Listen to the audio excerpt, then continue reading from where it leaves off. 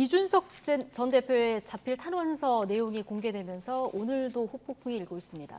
당내에서 이제 발언 수위가 과하다 이런 지적이 나오니까 이준석 전 대표 바로 오매불망 체리 따봉이나 기다려라 이렇게 이제 반격을 한 상황이라서 자, 뭐 주호영 비대위원장 언제든지 만나겠다라고는 했지만 뭐 이 정도 발언 수위라면 만나는 게 가능할까요? 만났다는 또 보도도 있지 않았습니까? 예. 그래서 만났음에도 불구하고 별 성과가 없었던 것이라면 지금 이 상황이 더 악화된 마당에 만나서 무슨 뾰족한 수가 있을 거라고 생각하지는 않고요. 예. 저도 만나기 전까지는 좀 중간에서 이러저러하게 서로 의견을 교환해 보려고 했습니다만 쉽지 않아 보입니다. 그리고 이미 제가 볼 때 이준석 대표로서는 지금 루비콘강을 건넌 것 같아요. 네. 그 대통령에 대한 비난의 수위뿐만 아니라 지금 모든 정치적 이슈와 반박에 대해서 그때그때 이렇게 같이 쏘아붙이는 걸 보면 상당히 제가 볼 때는 좀 자제심을 잃고 있지 않은가라는 생각이 들어서 저는 이 상황에서는 어떤 아름다운 화해나 아름다운 봉합이 좀 불가능한 상황이 아닌가 생각이 들고 예. 이준석 대표로서도 제가 볼 때는 그 자필 탄원서 내용에서 신금부라는 걸 쓴 것도 제가 볼 때는 너무 과도하게 평정심을 잃은 것 같다는 생각이 들고 그리고 지금 당내에서 이준석 대표를 생각하고 이준석 대표를 미래를 걱정해서 좀 멈추라고 하는 그런 조언의 말에 대해서도 저렇게 비아냥거리는 건 제가 볼 때 이준석 대표에게 결코 좋지 않다. 저는 지금 당장 제가 좀 뭐 지나간 일입니다만 그 비대위로 전하는 것에 대해서 불만을 갖고 그 가처분 신청할 수가 있죠. 그럼 가처분 신청한 걸로 쿨하게 신청서 접수하고 법정 대리인이 가서 이야기를 논리를 펴고 본인은 나타나지 않고 가만히 있는 것이 훨씬 더 어려운 점에서 좋은 겁니다.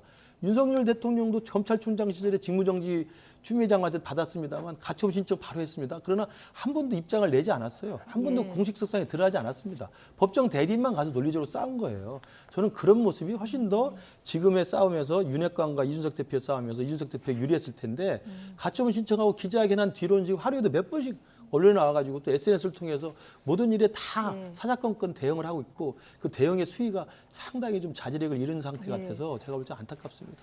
뭐 과거 어느 지점으로 돌아가면 이 접점을 찾을 수 있을까?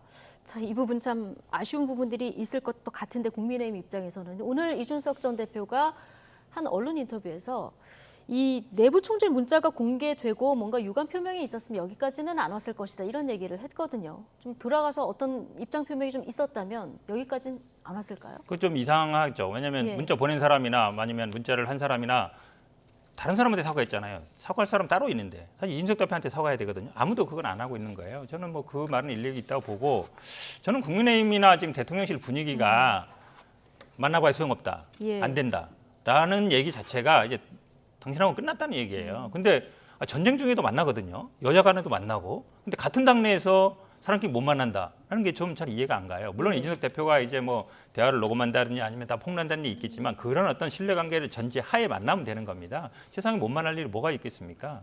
근데 정치에서는 다 대화의 협상인데 지금 대통령실도 그러고 지금 뭐 이준석 대표도 그러고 지금 국민의힘도 그렇고 만나봐야 소용없다. 다 그런 얘기하고 있고 저는 이 탄원서 공개되는 과정도 굉장히 의문이에요. 저도 뭐 재판하면서 탄원서도 많이 작성해보지만 그걸 외부로 공개하는 경우는 없어요. 왜냐하면 판사가 읽으라고 하는 거잖아요. 그러니까 상대방 대리인한테 볼 수는 있어요. 근데 그거를 언론을 통해서 공개한다? 이거는 굉장히 어찌 보면 법에도 나와 있습니다. 기본적으로 그거는 비공개를 원칙으로 하고 있고 타인의 명예나 이렇게 해서 못하게 돼 있어요. 근데 이게 나왔다는 거는 제가 보기에 국민의힘에서 너무 여론전을 하고 있다. 왜냐하면 법적으로는 문제가 없는 겁니까? 이 공개한 거는? 물론 법에는 이렇게 돼 있습니다. 그러니까 열람 등사를 해서 뭐 개인의 명예를 훼손하거나 이러지 못하게 돼 있어요. 근데 이게 바로 나왔거든요. 나자마자. 근데 이게 이준석 대표가 이걸 공개하기 위해서 낸 게 아니잖아요. 판사한테 그냥 편지 형식으로 쓴 거잖아요. 근데 그거를 출력해서 다 언론에 알려져 버렸거든요.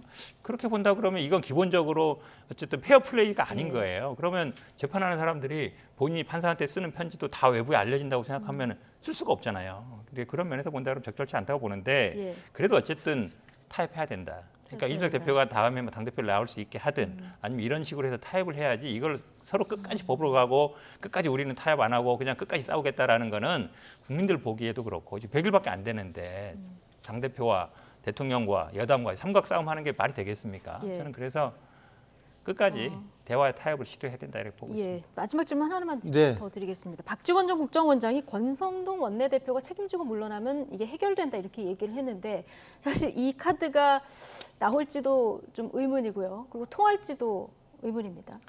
권성동 원내대표는 이제 그런 사퇴 의견이 일각에 있어서 의원총회를 통해서 재신임이라는 절차를 밟았고요.